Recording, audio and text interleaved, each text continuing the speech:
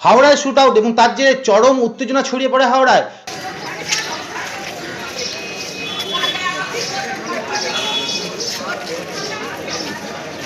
क्या बोले भी नहीं सक रहा, एक बात कितना बोलेगा। अब हम लोग घर का लड़का चला गया, मेरा भाई चला गया, अब हम क्या बोले। खान टारली से आया हुआ है काबुल से, अब उस सबका गोली चला रहा, मर्डर चला कर रहा है।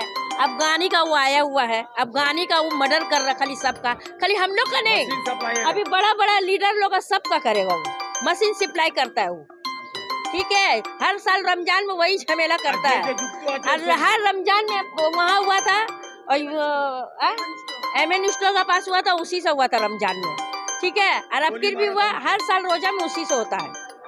तो जिसको गोली लगा उसका नाम क्या? उसका सफीक खान नाम है, वो मेरा छोटा भाई है। क्या करता है? वो काम करता था, कौन सा काम? अपना बिजनेस करता था, मेरे काम करता था।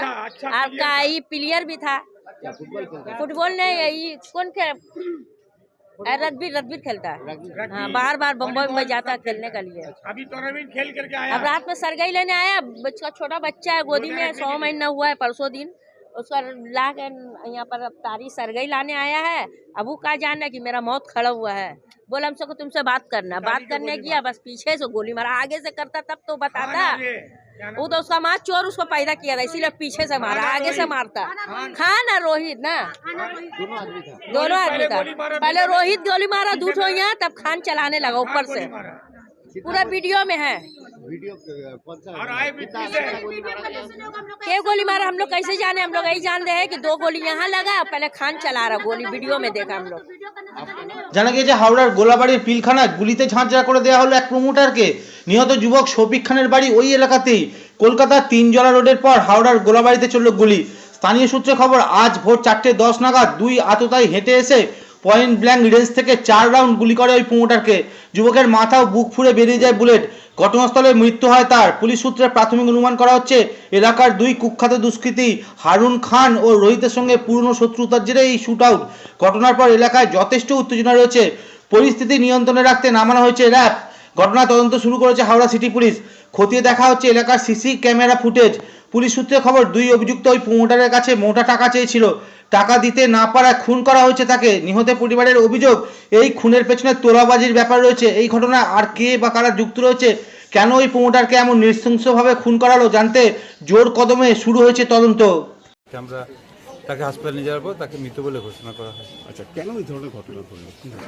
এখনও পর্যন্ত আমরা তদন্ত করছি, এফআইআর স্টার্ট হয়েছে। পুরানো কোনো শত্রুতার বিষয় এর মধ্যে আমাদের কাছে খবর আসছে এবং তদন্তের পর বাকিটা জানা যাবে। পরিবারের লোকজন যেটা অভিযোগ করছেন যে প্রমোটিং সংক্রান্ত কোনো বিবাদের জেরেই খুনের ঘটনা, কি বলবেন? এটা আমাদের তদন্ত চলছে, তদন্তের পরই আমরা এটা সম্পূর্ণভাবে জানতে পারব। আর অন্য কোনো কারণ না, তদন্তটাই আমাদের এলাকার চলছে। মানুষজন যেটা অভিযোগ করছেন যে যাদের বিরুদ্ধে অভিযোগ তাদের কাছে আর্মস ছিল, সেটা পুলিশের কাছে আগে থেকে বলা ছিল, তাদের বিরুদ্ধে ব্যবস্থা নেওয়া হয়নি। নিয়মিত তো এখানে এই যারা অসামাজিক কাজকর্ম করে তাদের এগেনস্টে নিয়মিত ব্যবস্থা নেওয়া হয়। এরকম খবর থাকলে অবশ্যই ব্যবস্থা নেওয়া হয়। সামনেই নির্বাচন, তার আগে এই ধরনের আগ্নেয়াস্ত্র নিয়ে পুলিশ গুন্ডাদের দাপাদাপি, সেটা তো স্বাভাবিকভাবেই একটা আতঙ্ক এলাকার মানুষজন তারা বলছেন, কি বলবেন? আমরা এখানে যাতে কন্ট্রোলে থাকি, আমরা সকাল থেকে এখানে আছি এবং এই ব্যাপারটা আমরা কন্ট্রোলে রেখেছি। দুষ্কৃতীদের কি চিহ্নিত করা গেছে? আমরা বেশ কিছু ফুটেজ পেয়েছি এবং তদন্তে আমাদের কাছে নাম এসেছে। কতজন আছে? এখন তদন্তের ব্যাপারে আমরা রয়েছি।